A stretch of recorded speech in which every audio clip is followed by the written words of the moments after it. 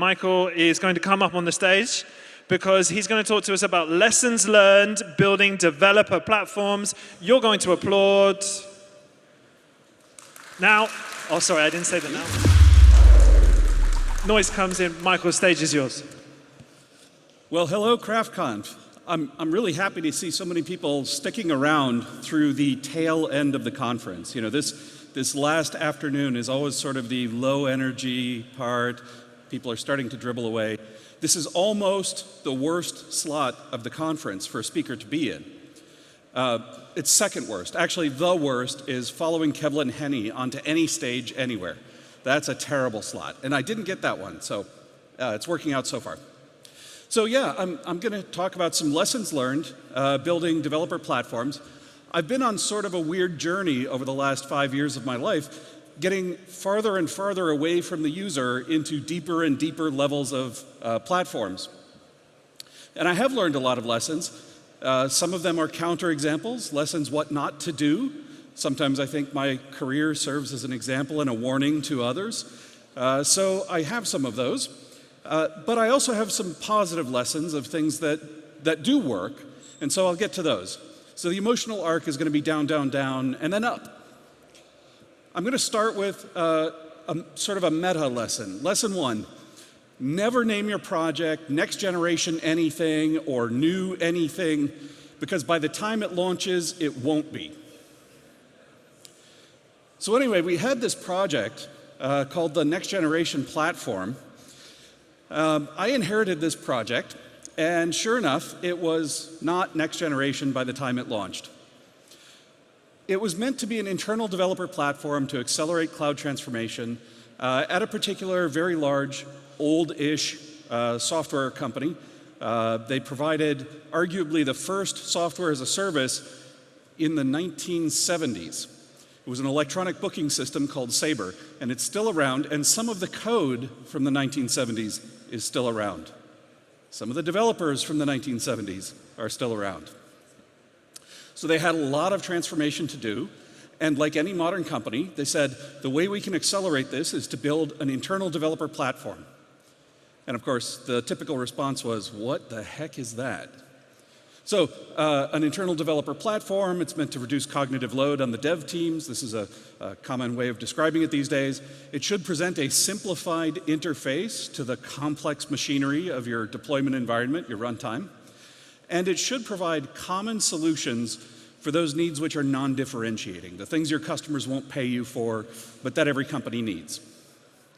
Well, another way to describe it is kind of in terms of the capabilities. So it was meant to provide, you know, version control, build pipelines, a runtime environment, messaging, network services, and crucially, it was meant to support multiple clouds because we were in AWS and Azure and our own premises. Now, hold on to that particular thought.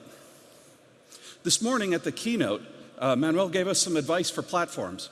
Those of you who were there might have caught this summation at the end, where he said, you know, focus on fast flow of value, not optimizing internal processes, unblock others rather than yourself, keep your platform open to change.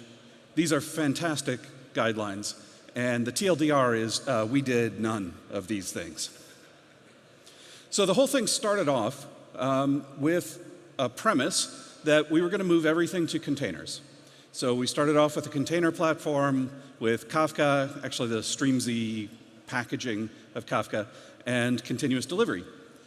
This project began in 2017. It was actually before I arrived at the company, so I'm a little foggy on how exactly it got chartered.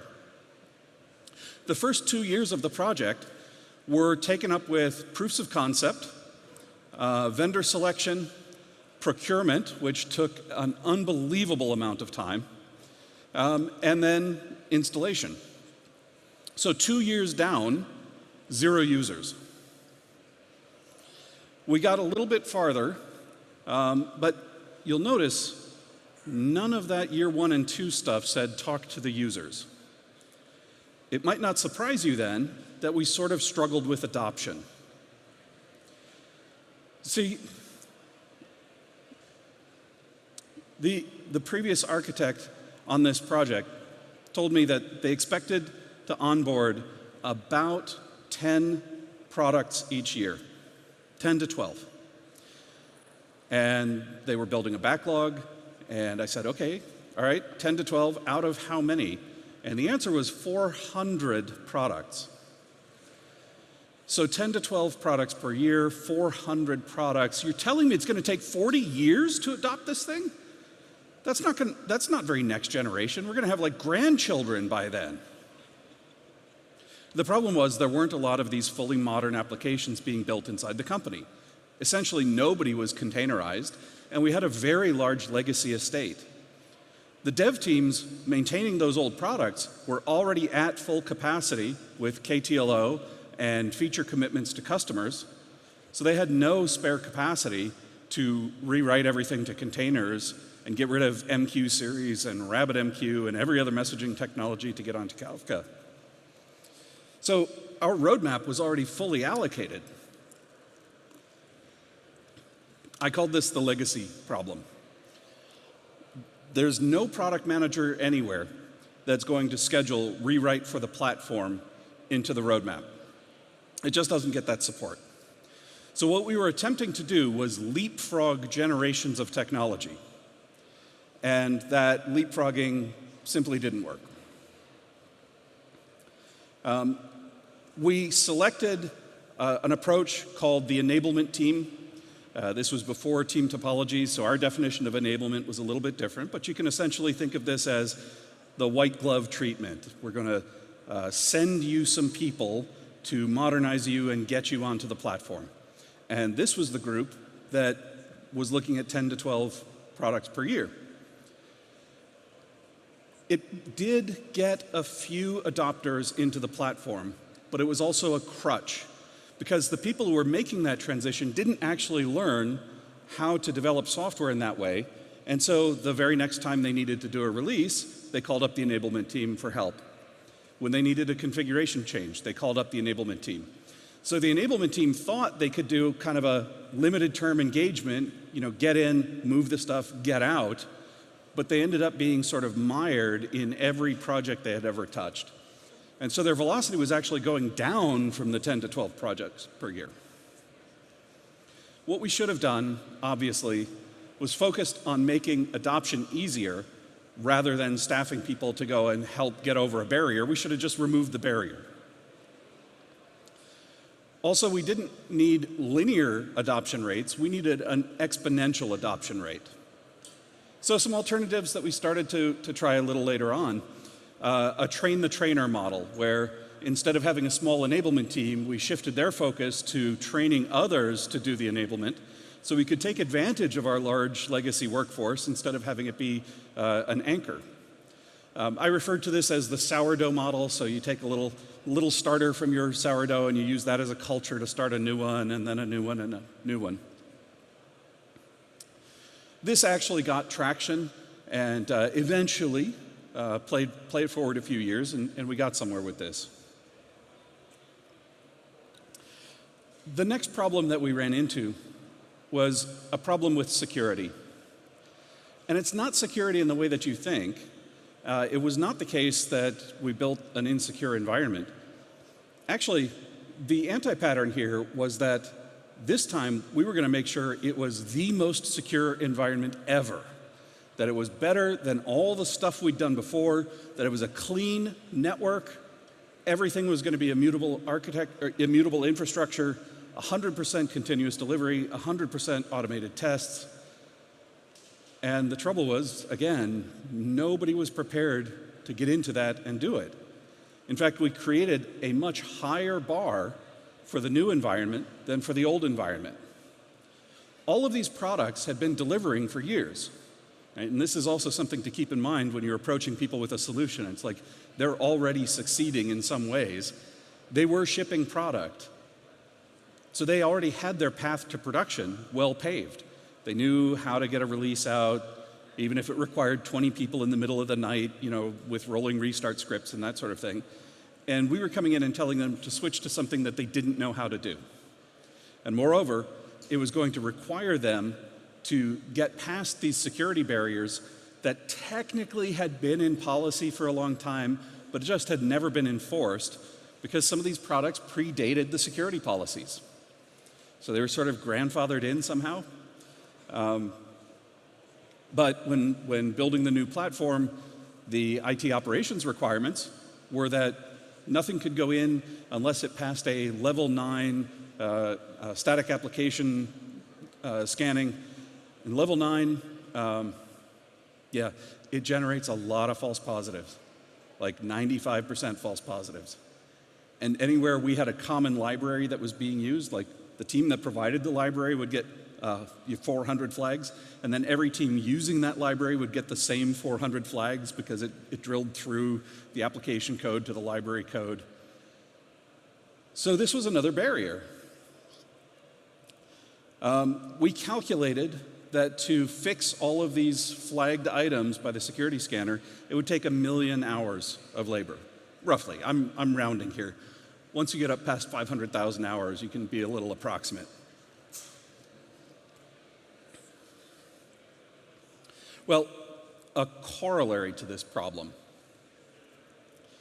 I would say that the rule here is first get adoption with no more risk than you currently have. So you're running things today, you've got some security risks that have already been accepted by your company. In the new one, do no harm. Don't make it any worse. But once you get in there and you have a clean path to production, deployments are supposed to be easy, changes are supposed to be easy, and so at that point, you should be able to tighten up all those security flaws and flags that have been there for a long time. The lesson that goes along with this is that people will always do whatever is easiest to get their job done. So you want to build a platform for enablement, not for enforcement. And we allowed too much of the IT operations influence to push us into building the platform for enforcement.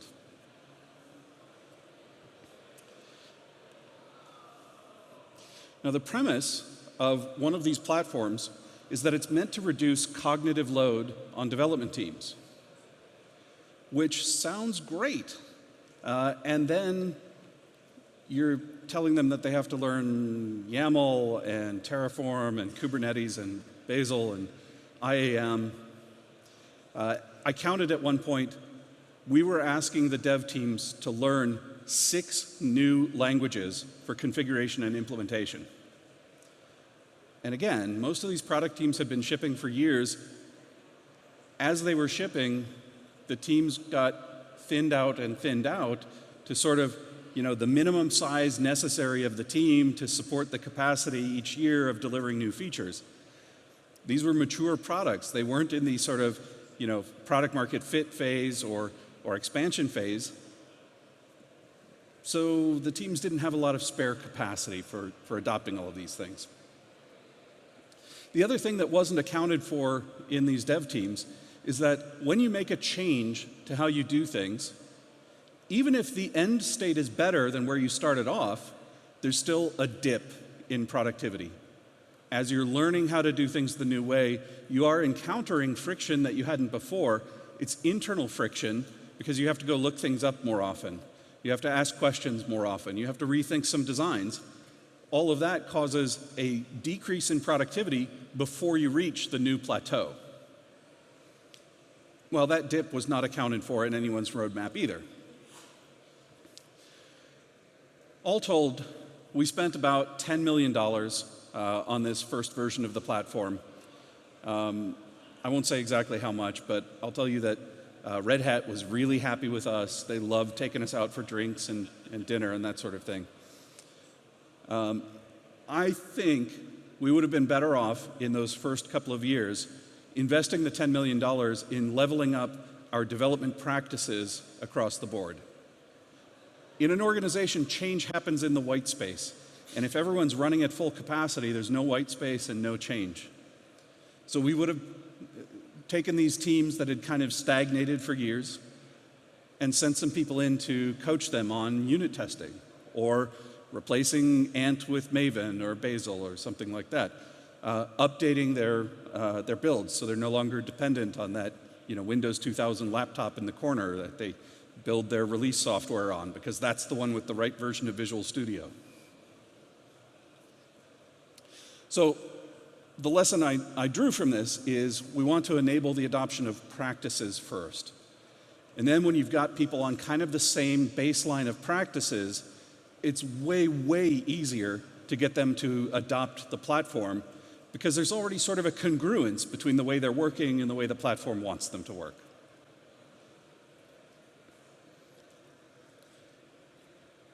The other thing I'll say is that adopting the platform isn't their job. It's actually a barrier to doing their job. Their job is shipping the features of the software to their customers. And the things that you're asking them to do to adopt new infrastructure and make this move is actually taking them off task for some period of time.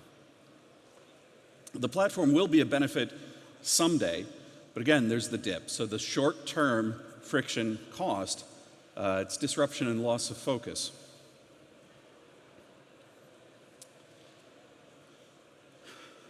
There's another way to approach it, which is illustrated by a quote of dubious origin. The person that it's attributed to apparently never actually said this. It was paraphrased and attributed to him.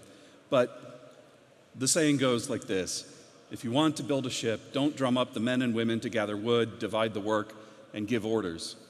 Instead, teach them to yearn for the vast and endless sea. Now, what this means is you want to get the motivations right, get the vision, share the vision so that people buy into that, and then they will figure out how to get past the friction and the barriers and the dip and all of that. Now, a minor irony, apparently the actual book that this quote was paraphrased from kind of says something different. It's more like, assign some people to go get wood, assign other people to build sails. So it's actually sort of saying the opposite of this one. It's all about clear roles and responsibilities and dividing up the work. But this one's way more inspirational, so we'll stick with this one.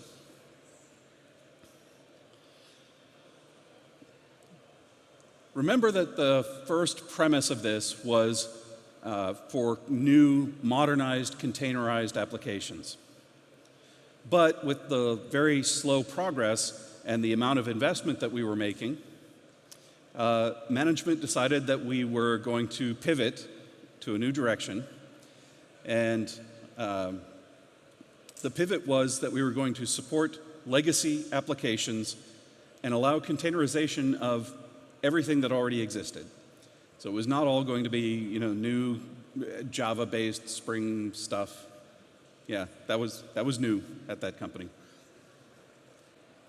So now we were supposed to support Windows containers and 8 different flavors of Linux instead of just one. We wanted to get out of the legacy data centers and shut them down, which meant sort of a shortest time evacuation rather than a modernization. And some of you may have encountered this under the term lift and shift, meaning we'll kind of shovel everything in first, and then we'll clean it all up later, we'll modernize it, we'll re-architect it. Probably sometimes it actually happens. But when we started to do that legacy support, it came with an enormous increase in cost and complexity. And the reason for that is the curse of dimensionality. See, we went from saying we were going to support one operating system to 11 or 12. We went from saying we were going to support one language and runtime to supporting all of them. Many different JDK versions, some tools that I didn't even know were still being sold. I was kind of nostalgic when I saw Borland Delphi, Embarcadero, no, I forget who it is now. It's been sold like 8 times. Delphi, like from the 90s? Yep. We still had that. There was some ActionScript. I don't know why, because like the runtimes have all been removed from the browsers. We had one of everything. Every version control system, every testing library, including none, every build system, and a bunch of different teams had their own build boxes that had been handcrafted over the years. So we made this big pivot. We did support a bunch of these different things, and it caused huge variations at every point in the pipeline. Essentially, every stage of a build and deploy, you now had to do a giant switch statement to say, what kind of a thing am I dealing with, and call out to different tools. And you can imagine the combinatorial explosion of pathways through all those different tools. Trying to get them all working at any one time was a pretty tall order. So we didn't see a whole ton of increase in adoption at that point, sadly. Rolling forward to year 3, I guess you'd call this another pivot. This was actually a company-wide pivot. We made a 10-year deal with a single cloud provider, and suddenly multi-cloud and hybrid cloud was no longer part of our strategy. Vendor lock-in was not only not part of our strategy, it was part of our contractual commitment. We were obliged to spend a certain amount on different, very specific services every year. And the new timeline was right now, because there were certain contractual milestones that had to be hit. You have to get to this spend level by this year, this much of your workload moved. And so the timeline got accelerated into sort of right effing now.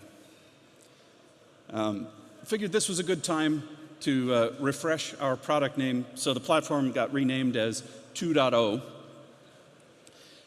Actually, 2.0 was, in a lot of ways, less interesting than 1.0. 1.0, we'd put a lot of work into custom resource definitions and Kubernetes operators to automate all kinds of things that nobody was asking for. We were using OpenShift, which lagged behind the main release of Kubernetes by anywhere from 9 months to a year to 2 years. The upgrade cycle on OpenShift was pretty brutal. There was no in-place upgrade. You kind of had to rebuild new and move everything over.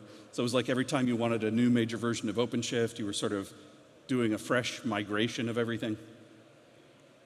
So in the move to this cloud provider, we decided to do something that I have now called delaminating, removing layers. So we streamlined and simplified a lot of things. We removed a lot of the customization. We stripped it back to vanilla Kubernetes. We used managed services, so GKS was the one that we used instead of OpenShift and managing it ourselves. This allowed us to redirect a bunch of our attention as the platform team from, software dev around custom operators to actually moving workload. We knew that the next migration after this was going to be painful, but we also knew that that was 10 years in the future. And none of us actually thought we could predict what infrastructure was going to look like in 10 years. So we just had to accept that level of lock-in. There were some places we introduced very thin abstraction layers, but not everywhere. Not like the original approach. Well, my message around that is that vanilla, culturally, vanilla is sometimes used as a synonym for boring, but I don't think vanilla is boring at all. I think when you go vanilla, it means you've got tons of support available out in the world. So all those online references and tutorials actually work in your environment when you're vanilla. When you customize it all for your company, then you have to write all the training materials, and you have to record all the videos, and you have to answer all the questions on your private Stack Overflow instance instead of just pointing people at regular Stack Overflow. So vanilla was not bad for us. That leads me to the next lesson learned, which was about this curse of dimensionality. So I mentioned the variation in operating systems, the variation in languages, platforms, libraries, build tools, et cetera. You start multiplying all of these out, and you get this huge explosion. Brief aside, I was at the DevOps Enterprise Summit last fall, and I noticed something interesting with all the talks from all the people doing DevOps, because I remembered, at least the way that I remembered it, DevOps was sort of a liberation. It meant freedom, kind of anarchy in some ways. You're going to let the teams do whatever they need to do to get the job done. But I'd been away from the conference for a little while, and what I heard last fall was, actually, you need to standardize as much as you can. And it's because of this combinatorial problem that you need to standardize the things that you can. So this, I think, goes to something that we could call the value of canonicity. So having a canonical approach consistently applied, it's actually one of the engineering principles of the new company that I've joined. Canonical approach consistently applied means you can put more focused effort on those canonical approaches, and you can kind of get rid of those non-value adding arguments and choices. And I'm going to use a little bit of an inflammatory example here, but imagine that you're having debates over tabs versus spaces. You can have this argument over and over and over again, and it will never be settled until you bake it into your tool chain that if people put in multiple spaces, it gets converted to tabs, or if they put in tabs, it gets converted to spaces. Effectively, you have removed the optionality and said, you can believe whatever you like about the correct character to use here, but the tools are going to pick a direction and go that way. So then you can make that assumption in every other tool that it's baked in. So I would say, pick canonical approaches that enough of the people can be happy with. You'll never get unanimity or consensus, but get to the point where you've got enough of a team to sort of overwhelm the other team by numbers, shove them out, capture their flag, and then you win and you get to set the standard. When I talk about needless optionality here, I'm talking about the things that don't add value for your customers. Your customers will never pay more because you use Ant versus Maven, or SBT, or Gradle, or I guess there are things not in the Java world, right? They don't care. And so this is a needless kind of variation. Needful variation is like, what are the business requirements? What are my user segments? What are my customers interested in paying for? What are they not going to pay for? And so focus your effort on the necessary optionality by removing the needless optionality. Some of the places you find needless optionality, build tools, configuration management languages, testing frameworks. When you're doing this platform level work, part of what you're doing is trying to strike a balance between providing a scaffold to help people climb up the ladder of functionality and a straitjacket that locks them in. So with the removal of optionality, we do also have to be a little bit empathetic to the users that might be very expert in the things that they're doing. And if they feel that you're locking them in without support, without helping them learn, they're going to feel like it's a straitjacket. Corollary on the tabs versus spaces thing. I think I first heard this from Jay Fields. Any decision that you think you've come to an agreement on that's not enforced by automation, you've just decided to have that argument again in the future. And so when you come to decisions, you can bake it into your platform, bake it into your tool chain, bake it into your pre-commit hooks, and that way it's not even a discussion. It's not like I'm telling you to use spaces instead of tabs. It's just that's what the tools do. I don't need to justify it anymore.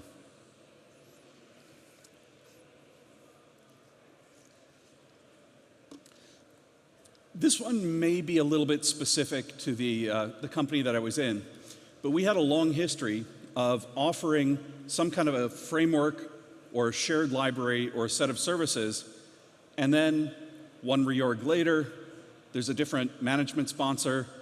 They don't provide as much budget and funding to that team.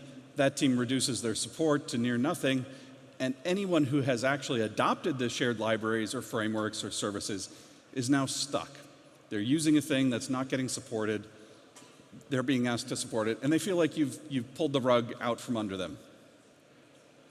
So one of the things that we needed to do was rebuild some trust by making a commitment to stability.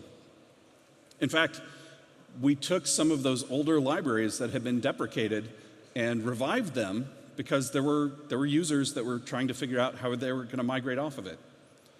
Those libraries didn't immediately translate into better platform adoption, but what they did translate into was more trust and credibility for the platform team, which did in fact help platform adoption. Now, when you make these commitments, especially at a platform level, you have many inbound dependencies. And so the things you commit to, you have to be very certain you're okay committing to them, because you need to keep them stable for a period of years. This also means you want to be careful about how much you commit to. So commit to stability in a limited set of things. Don't be so ambitious in your first version of the platform that you try to do everything at once. Pick a few things, make them work really well. Pick another few things, make them work really well. It's kind of the same idea as working in vertical slices through your applications, except now you're saying it's a vertical slice through the platform. And when you arrive at something, make sure that you can continue to support it. There's one of these laws named after people. This one's called Hiram's Law. And it basically says, it doesn't matter what your documented behavior is. If there are enough users of your API, all observable behavior will be depended on by somebody. And if I recall correctly, this law was observed in Go, where the dictionary object sometimes randomizes the order of the keys that it returns, specifically so you don't accidentally depend on undefined behavior about the order of the keys. I may be misremembering which language. If it's not Go, please let me know afterwards, or via Slido with, some kind of a comment there. But this especially happens with internal users of your platform, because they have great levels of access to the people who know the design and know the implementation. And therefore, they can find out all the clever ways to bend the platform to their will and get it to do what they want. And even if you never meant that to be an actual feature, it'll end up being something that you have to continue to support, otherwise you break things. So be very conservative in the things that you commit to, but when you do commit to them, make sure you actually commit. So the denouement, by year 4, well, a little thing happened around year 4. Let's say people weren't traveling as much for a variety of reasons, and since this was a company in the travel industry, it meant that a lot of our production load had dropped, so it was a lot easier to migrate some of these things. The cutovers were not as difficult. We did get a lot of our data centers shut down. I think in the peak year there were 8 data centers shut down with all workload evacuated and all servers shut off. The sourdough model started to gain some traction. We had mapped out who were the champions in different teams, who were the people who thought in these ways and wanted to adopt the new practices and had the respect of their peers to help them learn. So it wasn't just our platform team coming at them with solutions, but it was their peers helping them get over the bar. And I will also say, lesson 9, it never hurts to throw $1 billion at a problem. We did get an army of consultants to help out with this because we were in that shortest time possible, must get out of these data centers. But it turns out that there was an ROI on this because we were paying so much for the data centers and so much for the load, and there was commercial benefit to the contract that we had with our new best friend, our single cloud provider. And so getting out rapidly did help. This wasn't pure expense, but it was upfront expense. But it's certainly a great accelerator. Well, to sum up, when you're building a platform, don't start from the technology. Start from the people and the socio-technical system that you're in. You're trying to alter that socio-technical system. So if you're not aware of what it is and how it works, you can't change it deliberately and effectively. when you're trying to enable dev teams to do these things, keep in mind, you actually need consent. You need them to buy in, you need them to want to do this. So talk about the vision, sell the vision, not just the solution. As always, I like incrementalism, I like taking vertical slices, and where possible, simplify so that you're committing to less. Wherever you can, eliminate dimensions of variability, even though I know this is kind of in conflict with the statement about getting consent. But you kind of have to sell the vision on eliminating dimensions of variability as well. And people will come around if they don't think that you're threatening their ability to get their job done. So maybe the up part of that was not as long and beautiful as we would have liked, but I will say this transformation effort continued even through the triple, quadruple crises that we had from 2020 to 2022. The transformation did complete. Everything's in that data center, or in that cloud and out of the data centers. So it was also a very valuable learning experience for me, and I hope I've now shared some of that with you. Thank you, and that's what I've learned about building developer platforms.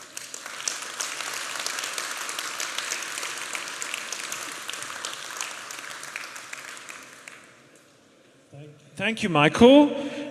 We do have some time for some questions, so if you've got them, please put them on the Slido. I'm going to read them. You're going to answer them. Any thoughts on autonomy versus consistency? High autonomy might lead to high inconsistency. That is absolutely true. And what I'll say is autonomy is not an absolute thing. You don't have teams that are able to go and buy their own real estate and move into their own offices.